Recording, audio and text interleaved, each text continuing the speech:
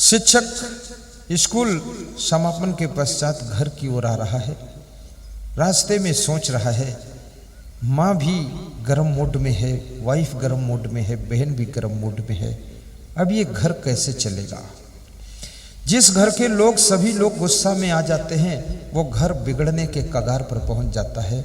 मैं निवेदन करूंगा, घर हो या राजनीतिक पार्टी हो या कोई संगठन हो या कोई आश्रम हो, बिना सहनशीलता के, बिना क्षमा किए, बिना धैर्य रखे ये कोई भी संगठन नहीं चल सकता है। इसलिए कृपया गम खाना सीखिए। गम खाने में थोड़ा मेहनत तो जरूर है, लेकिन गम खाने का स्वाद बड़ा मीठा होता है। गम खा लेना।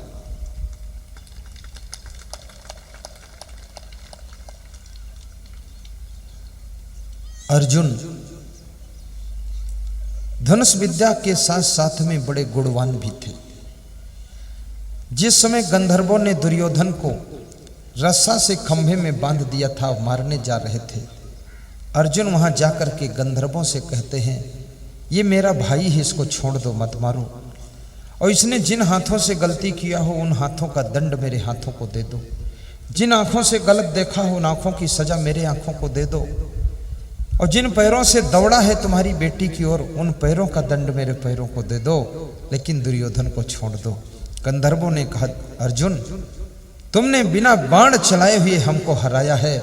तुम्हारी वाणी में ही इतनी दम है, इतनी नम्रता है कि हम आपके भाई को छोड़ देते हैं। रस्से से खोल दिया और कहा कि हम आपसे युद्ध नहीं कर सकते हैं। अर्जुन आपकी नम्रता, आपकी मधुर वाणी सुन करके हम सब गदगद हो गए हैं। आप ले जाओ अपने भाई को। अर्जुन केवल युद्ध करना नहीं जानते थे, अर्जुन में बहुत सारी कलाएं थी। अर्जुन में बड़ी नम्रता भी थी। अर्जुन उस व्यक्ति का नाम है, अर्जुन का अर्थ होता अर्जन करना, अर्जन का अर्थ होता संग्रहित करना, संग्रहित का अर्थ कलेक्शन करना, कलेक्शन का अर्थ इकट्ठा करना, एकत्र करना। अर्थात जिसने अपनी जिंदगी में नए नए तमाम गुणों को, कलाओं को अर्जित किया था, उसका नाम अर्जुन होता है।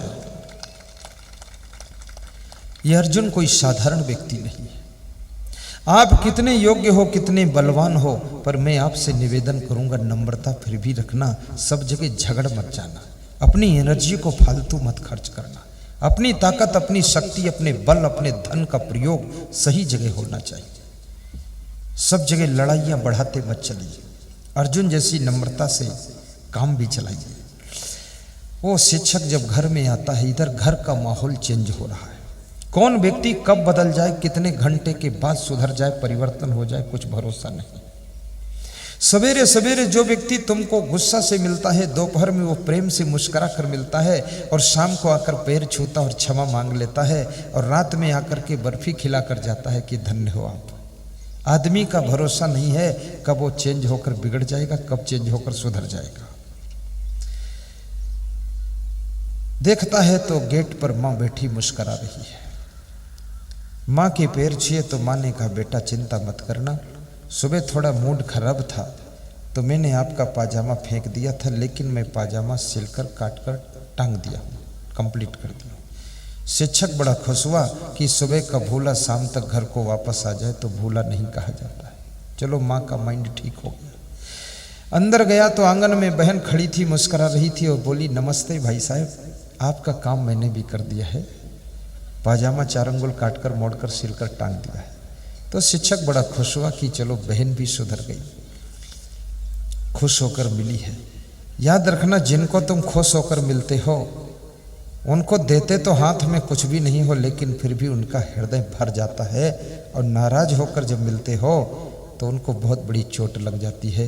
अपने परिवार के सदस्यों को जरा खुश होकर के मिलिएगा। दुकान पर बैठिएगा तो ग्राहक को खुश होकर मिलिएगा। वोट मांगने जाइए तो वोटर से खुश होकर मिलिए, और सत्संग सुनने जाइए तो भक्तों से खुश होकर मिलिए। और याद रखना भाइयों बहनों, राजनीति भी करो तो खुश होकर, खेती बाड़ी करो खुश होकर, मजदूरी करो खुश होकर, दुकानदारी करो खुश रहकर, और प्रवचन भी सुनाओ तो खुश होकर, तो सफलता जरूर मिलेगी। अंदर कमरे में गया तब उसकी वाइफ मिली। उसने कहा कि पति जी, जिस पति के लिए मैंने माता पिता को छोड़ा, परिवार छोड़ा, गांव छोड़ा, सखी सहेलियों को छोड़ा, आज आपको मैंने चोट पहुंचाया, पाजामा फेंक दिया आपका। लेकिन मेरे सद्बुद्धि बात को आ गई कि जहां इतना काम करती हूं थोड़ा और कर दूं, क्या फर्क है। काम करने का संकल्प ले लो तो याद रखना काम में थकान नहीं आएगी। अगर मन लग गया तो थकान नहीं आ सकती, मुस्कान आएगी। आज सुबह सुबह हमारा वो संत संजय दास हाथ जोड़, इनको मैंने कहा तुम बोलो कुछ, 1 जनवरी है आज, नया वर्ष है, दसूरिया में सौभाग्य है, पुराना वर्ष विदा कर दिया गया और नया वर्ष यहीं प्रारंभ कर दिया गया। ये राजपूत परिवार का सौभाग्य है कि उनके घर में पुराना वर्ष विदा हो गया और नया वर्ष आ गया, दोनों वर्ष यहाँ हम रहे। तो उसने बताया कि हम सब लोग जो सेवा करते हैं, अपने गुरु भाइयों से कहा कि किसी भी सेवा को बिना बोझ समझे हुए करें और मन लगा कर करें तो हम लोगों को आनंद आएगा। वो इतनी बात बोला, कभी बोलते नहीं है, आज बहुत बड़ी बात। और वास्तव में ऐसा होना चाहिए, किसी कार्य को बोझा मत समझो। जहां तुमने 10 घंटे कार्य किया है, आधा घंटे का कोई और कार्य हो जाए तो बता दो, तुरंत कर देंगे। कभी कभी लोग हमें पधरौनी बुलाते हैं कि 10 मिनट के लिए हमारे घर आना, तो 4 घर के बुलाते लोग, वहाँ 10 घर के लोग ले जाते हैं। अब वो बहुत लफड़ा फंस गया, टाइम टेबल डिस्टर्ब हो गया। अब बोलते हैं मेरे यहाँ भी तैयारी है। अब समस्या ये खड़ी हो गई कि मैंने आगे टाइम दिया तो वहाँ पहुँचूंगा कैसे टाइम पर। और ये जो पड़ोस में इंतजाम करके बैठ गया है, तो मदन लाल राठौर ने कहा कि मेरे यहाँ गुरुजी आ रहे हैं और तुम्हारी इच्छा है तो 5 मिनट ले आऊँगा यार, बिछाओ तुम अपने घर में। तो इन्होंने आश्वासन दे दिया, इनको इतना मेरे ऊपर विश्वास था, 5 मिनट टाइम देंगे। अब एक तो इनकी बात को रखना है, दूसरे आगे हमको जाना भी है, और तीसरे वो जो नया आदमी जुड़ने जा रहा, बिछा के बैठा है, उसके दिल को टूटने से भी बचाना है।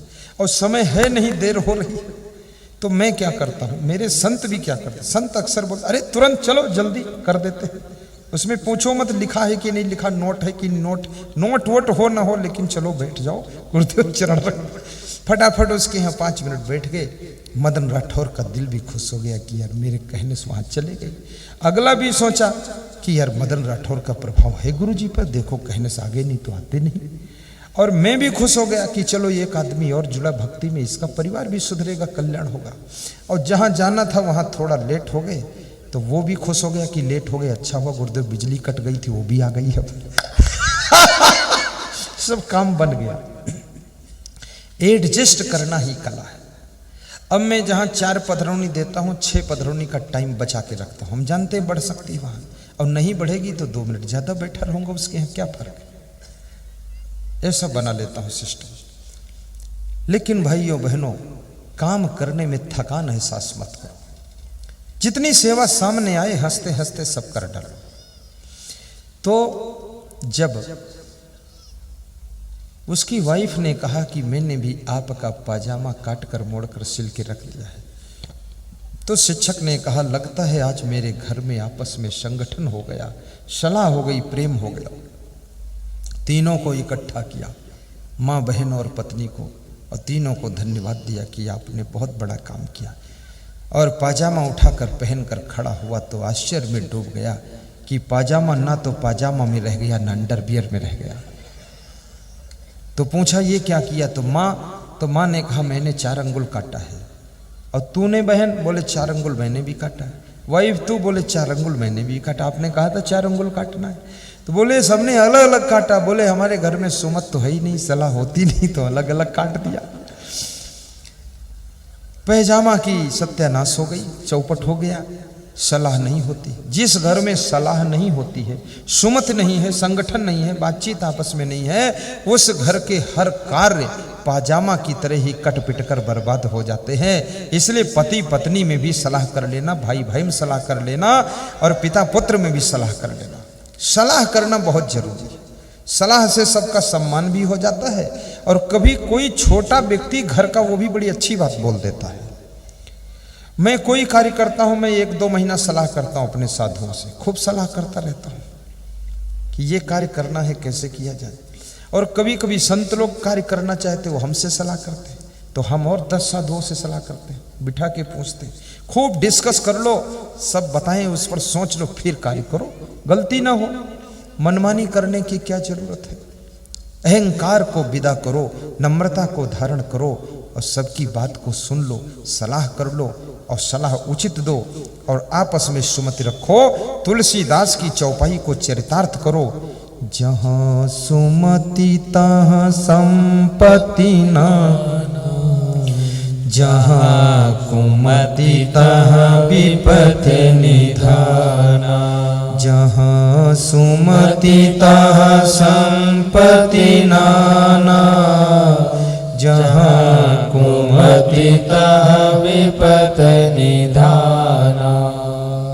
आपके घर में सुमति आए, आपके घर में संपत्ति आए, आपकी उन्नति हो, ऐसी मैं शुभकामना करता हूँ।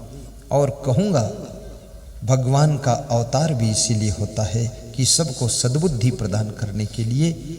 आपके घर में बेटे के रूप में भगवान की शक्ति आए, बहू के रूप में कोई नारायणी आए, बेटी के रूप में कोई नारायणी का जन्म हो और साधु के रूप में भगवान रूप कोई संत मिले। आपका बेड़ा पार करे, आपका कल्याण करे, ऐसी शुभकामनाएं नए वर्ष के उपलक्ष्य में मैं देता हूँ। आप अपनी पुरानी गंदी आदतों को त्याग करें। पुराना वर्ष चला गया तो आपकी पुरानी गंदी आदतें भी चली जानी चाहिए और नई सत्संग की आदत बनाइए। अपने घर को नव मंगलमय करिए, आपका जीवन धन्य हो। नए वर्ष में आज आप प्रवेश कर रहे हैं, ये आपका सौभाग्य है। भारत देश के बहुत बड़े नीतिकार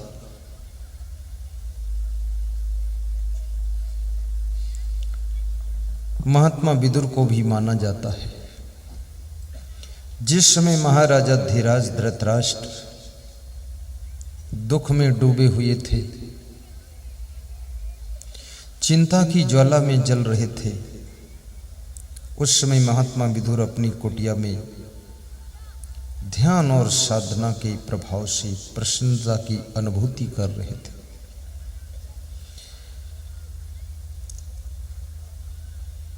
विदुर का बुलावा आता है। विदुर धृतराष्ट्र के पास पहुंचते हैं, कहते हैं, राजन कैसे मुझे याद किया। विदुर, मेरा मन इस परिवार की व्यथाओं से व्यथित है। मुझे रात को नींद नहीं आती है, दिन में चैन नहीं मिलती है। जिसके परिवार का संतुलन बिगड़ गया, जिस परिवार में एक भी सदस्य डिस्टर्ब हो गया, उस परिवार के सभी सदस्यों की चैन उड़ जाती है। याद रखना, एक बच्चे का रोना भी आपके ध्यान को डिस्टर्ब कर देता है।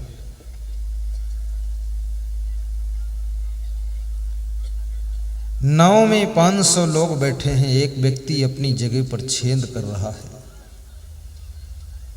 सब लोगों ने कहा, तो क्या कर रहा है? उसने कहा, मैं अपनी जगह पर छेद कर रहा हूं, तुमसे कोई मतलब नहीं। तो सबने कहा, उस छेद से पानी भरेगा तो सब डूब जाएंगे, मतलब सबको हो जाएगा। एक व्यक्ति की गलती पूरे परिवार को डुबाती है। और जिंदगी ज्वाइंट लाइफ होती है, जिंदगी किसी की आजाद नहीं।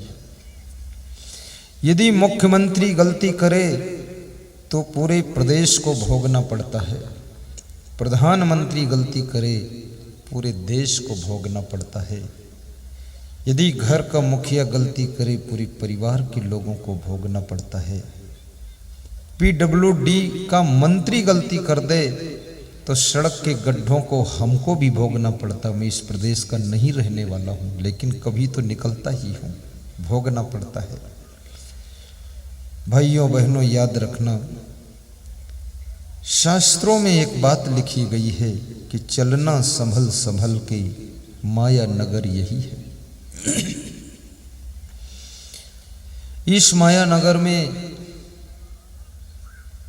मां के प्रति भाव भी बदल सकता है, पिता का सम्मान भी हम करने से कतराने लग सकते हैं। और कभी कभी जिनके ऊपर माया ज्यादा प्रभाव डालती है, अपने माता पिता को उनके मुख से गाली भी निकलने लग जाती है। वे लोग महान हैं जो कैसी भी परिस्थिति हो लेकिन अपने माता पिता को कभी गाली नहीं देते।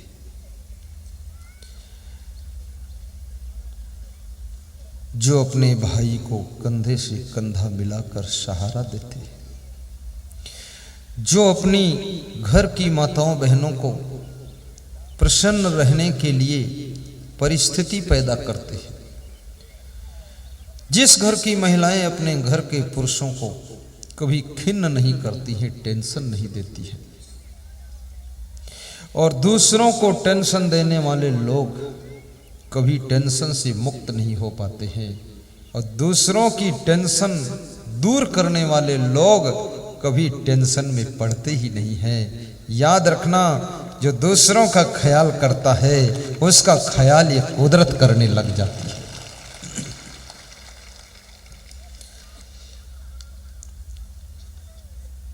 विदुर, मैं दुखी हूं, वास्तव में तुम्हारा ज्येष्ठ भ्राता हूं,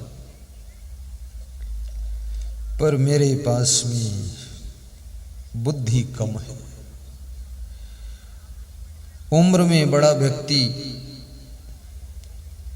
सम्मान के योग्य है, लेकिन जो बुद्धि में बड़ा हो उसकी बात का सम्मान करना चाहिए।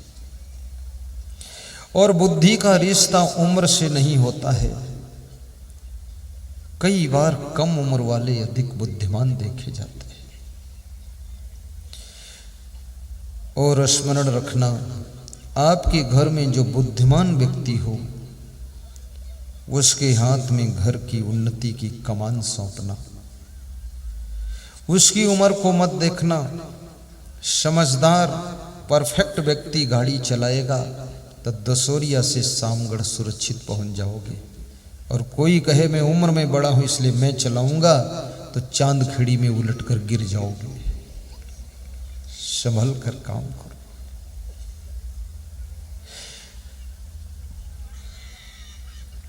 तेईस वर्ष की उम्र में जॉर्ज वाशिंगटन अमेरिका के राष्ट्रपति बने थे। 23 वर्ष उम्र में लोग फोकट में घूमते रहते हैं, बैठने उठने की भी बुद्धि नहीं आती है। और उस देश को ऐसे विकास किया था। आज भी राजनीति के इतिहास में अमेरिका देश में जॉर्ज वाशिंगटन की याद की जाती है।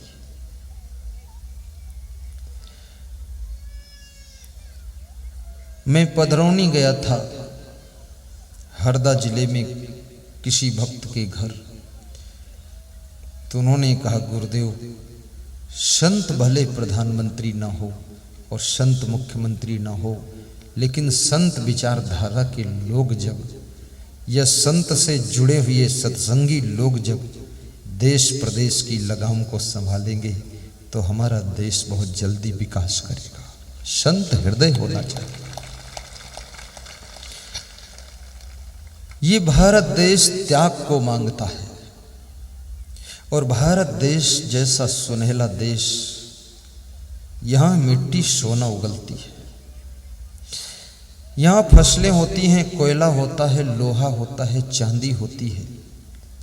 छत्तीसगढ़ में सोने की खदान है, इधर पन्ना जिले में हीरे की खदानें हैं, हीरा भी निकलता है। गुजरात में तेल के कुएं हैं, ये पेट्रोल डीजल वहां निकलता है। और ये भारत देश बहुत प्यारा देश है। किसी भी प्रदेश में चले जाओ आपको सत्संग मिल सकता है। अमेरिका से वापस लौटकर आई हुई शाकर बहन कुंदनपुर गांव डिस्ट्रिक्ट बड़ोदरा की रहने वाली, उनके गांव में मेरा प्रवचन था। उन्होंने कहा 2 मिनट माइक मुझे दीजिए, तो माइक बहुत सोच समझ कर देता हूँ, क्योंकि लोग माइक पा जाए तो छोड़ते नहीं जल्दी। तो मैं सोचा न जाने क्या बोले। पहली बार उस गांव में मैं गया तो उसने कहा नहीं, संभल कर बोलूँगी 2 मिनट। तो उसने बोला, क्या बोला, कि मैं अमेरिका में रहती हूँ, लेकिन जो शांति और संदेश हमारा भारत देश देता है वो अमेरिका में नहीं मिल सकता है। अमेरिका में केवल पैसा है, पर वहां प्रेम नहीं है। ये हमारा देश प्रेम से धनी है। बड़े आश्चर्य की बात है, आज यहां पर 30,000 लोग उपस्थित हैं और सभी की आंखें मेरी ओर टकटकी लगा रही। सब इंतजार में थे महाराज कब शुरू करेंगे। बहुत सहनशीलता रखी आपने, नहीं तो आप तो 2-4-10 लोग उठ के मंच पर आ जाते कि तुम बैठे क्यों, शुरू क्यों नहीं करते। बहुत गम खाया है तुमने, इसके लिए हम क्षमा मांगते हैं, माफ करना। लेकिन एक बात याद रखना कि अपने बच्चों को कुछ देना न देना, पर अपने बच्चों को केवल सत्संग से जोड़कर तब दुनिया छोड़कर चले जाना। तुम्हारा बच्चा कभी दुखी नहीं होगा, बच्चा कभी गरीब नहीं होगा। महाराजा दशरथ संसार छोड़ने से पहले, शरीर छोड़ने से पहले, प्राण छोड़ने से पहले अपने बच्चों को गुरु वशिष्ठ से जोड़ गए थे, विश्वामित्र से जोड़ गए थे, उसके बाद संसार छोड़ गए थे। उनके जाने के बाद भी उनके बच्चे भ्रष्ट नहीं हुए, उनके बच्चे भगवान बने, आज भी उनकी पूजा होती है। कोई महान गुरु को ढूंढो, वैराग्यवान और ब्रह्मचारी संत के चरणों में अपनी फैमिली को जोड़ देना। अरे खैरे नथु गहरे से मत जोड़ना। ठीक ठाक संत हो, ठीक ठाक नाव पर बैठोगे तो नदी पार हो जाओगे, टूटी फूटी नाव पर बैठोगे तो नाव डूबेगी, तुम भी डूब जाओगे। और ठीक ठाक संत होने का अर्थ नहीं कि प्रवचन ही करता हो, प्रवचन करता हो तो ठीक, कम करता हो तो ठीक, लेकिन उसका आचरण ठीक हो, वो ठीक ठाक है। जैसे मैं प्रवचन देता हूं, आचरण भी ठीक है, बहुत अच्छा, सोने में सुगंध है, लेकिन प्रवचन कम भी कर पाए कोई, याद रखना आचरण का प्रभाव गहराई तक जाता है। प्रवचन का प्रभाव तब पड़ता है जब उसके आचरण भी ठीक होते हैं। अगर प्रवचन वाला स्वयं सिगरेट पीता है तो सुनने वाले कभी बीड़ी छोड़ नहीं सकते। इसलिए मैं कभी कभी कहता हूं कि पत्रकार हमारे देश की बहुत बड़ी कड़ी है, पत्रकार। और पत्रकार लोगों के प्रति लोगों को बड़ा अद्भुत संदेह होता है कि पत्रकार उल्टा पलटा छापता है, लेकिन नहीं। पत्रकार समाज की पीड़ा को देख करके कलम उठा करके पेपर में लिखता है। चित्रकार, आज मेरे पास एक चित्रकार आए थे, 2 मिनट में मेरा चित्र बना कर ले आई और कहा इस पर दस्तखत कर दो। तो मैंने कहा चित्रकार को मैं धन्यवाद देता हूं, लिख के दस्तखत किया कि तुम्हारी कला सराहनीय है। इसमें बैठे होंगे चित्रकार, खड़े हो जाए। हे चित्रकार, कोई बात नहीं, भीड़ में थोड़ा शर्म भी लगती, मत खड़े हो, बैठे बैठे। पत्रकार, चित्रकार, कलाकार, काव्यकार, गीतकार, सलाहकार, कथाकार, प्रवचनकार, ये जिनके नाम में कार कार कार कार लगा हुआ है, ये बड़े महत्वपूर्ण लोग हैं। यदि ये लोगों के जीवन का आकार ठीक हो जाए, जिनके पीछे कार लगा है, सलाहकार, उनका खुद का आकार कैसा है? कथाकार, कथा तो कह रहे हैं पान तमाकू इतना खाए हैं, सामने रखे हुए कृष्ण कन्हैया पर थूक पड़ रहा है, कन्हैया भी सोच रहा है इसका पिंड कब छूटेगा, थूक थूक कर हमको घायल कर। ये कैसी कथा? एक गांव में कथाकार गया और खूब अच्छी कथा कहा, और उस कथाकार की पत्नी भी कथा सुनने आ गई, और बड़ी भीड़ थी तो उसमें पत्नी को वो देख नहीं पाया कथाकार। और कोई भी पति अगर समझ जाए कि मेरी पत्नी बैठी है तो संभल कर बोलता है, क्योंकि कुछ भी बोलेगा तो कमरे में डांटा जाएगा। फिर ये पत्नियां ही पतियों को कमांड करती है और इनको कंट्रोल कोई नहीं कर पाएगा। थर थर कांपे नर और नारी। बड़े बड़े कलेक्टर डांटे जाते हैं कमरे में, मुख्यमंत्रियों को डांट लगती है। एक मुख्यमंत्री की पत्नी कह रही कि तुम पूरे मूर्ख हो, तो उसने कहा कि पूरा प्रदेश कहता है कि बुद्धिमान हो। बोले प्रदेश समझ नहीं पाए, मैं तेरी मूर्खता जानती हूं। क्या लफड़ा है ये, बहुत डांट लगती है। और धन्य है वे पत्नियां जो अपने पति को डांट कर भी सही राह पर चला देती है। तुलसीदास की पत्नी रत्नावली ने तुलसीदास को डांटा था, तो तुलसीदास ने इतना अपना सुधार किया कि रामचरितमानस लिख करके रख दिया। याद रखना, चिंतामणि नाम की वेश्या ने सूरदास को डांटा था। सूरदास का नाम बचपन में बिल्व मंगल था, और उनको चिंतामणि नाम की वेश्या ने डांटा था कि मूर्ख, ये मेरे शरीर में इतना तू मोह करता है, इतना मोह अगर भगवान में कर लेता तो तेरे को दुनिया याद करती। तो सूरदास की अंदर की आंखें खुल गई थी।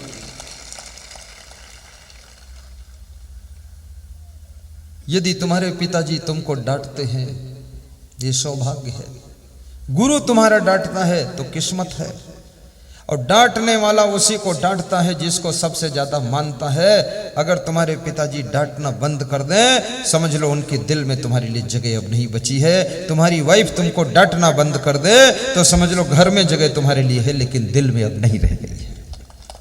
डांटते लोग उसी को जिसको बहुत अपना मानते हैं। इसलिए कभी कोई तुम्हारे परिवार में तुमको डांट दे तो दुखी ना होना, नाराज ना होना। 1 घंटे बाद सह करके फिर जाकर पैर छूना, कहना बहुत अच्छा है, धन्यवाद है आपको। डांट खाना सौभाग्य से मिलता है। तो उनकी कथा बहुत अच्छी थी। उनकी पत्नी भी कथा सुन रही थी, ध्यान से सुना। कथा बहुत अच्छी थी। कथा समापन के बाद श्रोताओं ने भूरी भूरी प्रशंसा किया कि वास्तव में कथा अच्छी है।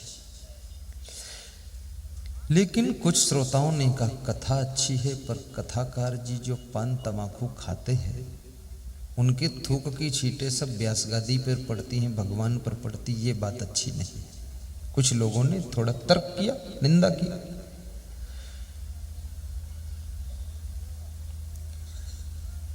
पत्नी कभी नहीं चाहती है कि मेरे पति की निंदा हो। कथाकार की पत्नी को दुख लगा और वो घर गई, थोड़ा उदास होकर बैठ गई। जब कथाकार शाम को घर पहुंचे तो पूछा, उदास क्यों हो? कोई पति अपनी पत्नी के उदास चेहरे को देखना नहीं चाहता है, और कोई प्रेमी अपने प्रेमी को उदास और निराश के रूप में देखना नहीं चाहता है। तुम चाहते हो कि जो मेरा प्रेमी है, दोस्त है, मित्र है, रिश्तेदार है, वो खुश रहे, खुश रहे। उदास देख करके तुम्हारे मन को ठेस लगती है। इसलिए नारियों को चाहिए कि मन में कोई दुख भी हो तो भी अपने पति के सामने खुश चेहरा ही पेश करना, क्योंकि तुम्हारी उदासी तुम्हारे पति को निराशा में डुबा सकती है।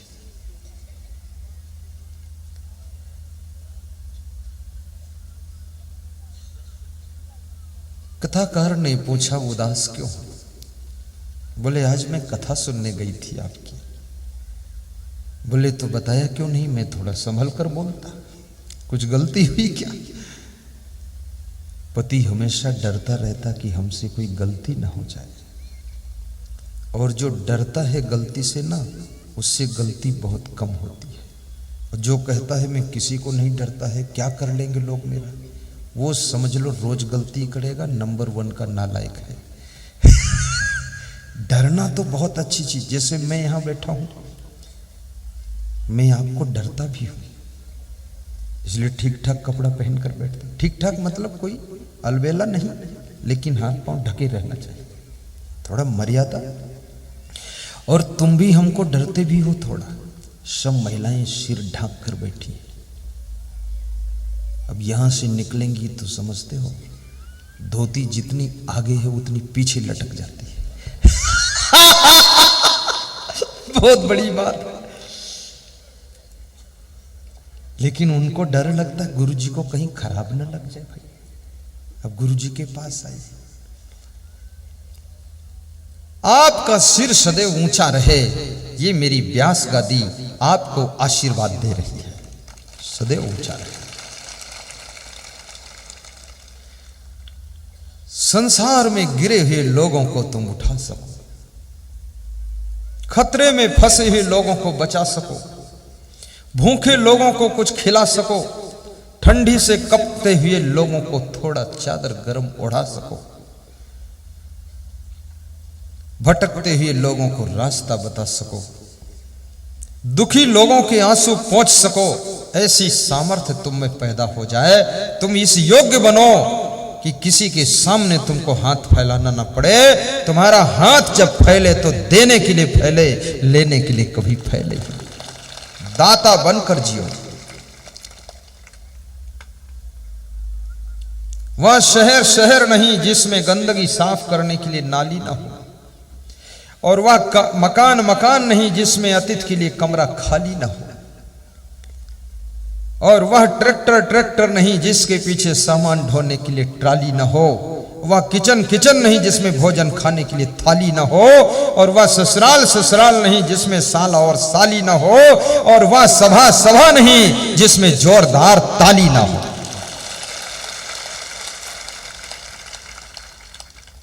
इस बार बूढ़े लोगों ने भी ताली बजाई,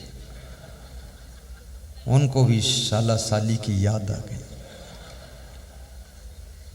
80 साल का बूढ़ा व्यक्ति खाट पर पड़ा हो, उठ ना पाता हो, उसको कोई सूचना दे दे कि चांद खेड़ी वाली तुम्हारी साली आई है, खट से उठकर खड़ा हो जाता और पूछता किधर है भाई देख ले। ये साला साली में आकर्षण होता है। ये जीजा शब्द भी बड़ा महत्वपूर्ण है। कोई आपको जीजा बोल दे तो क्या बात है, लार टपक जाती है जीजा।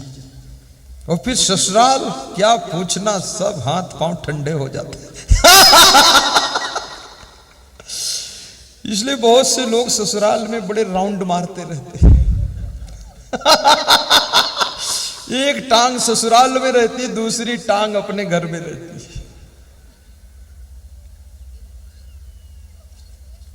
पर मैं निवेदन करूंगा ज्यादा ससुराल जाना मत।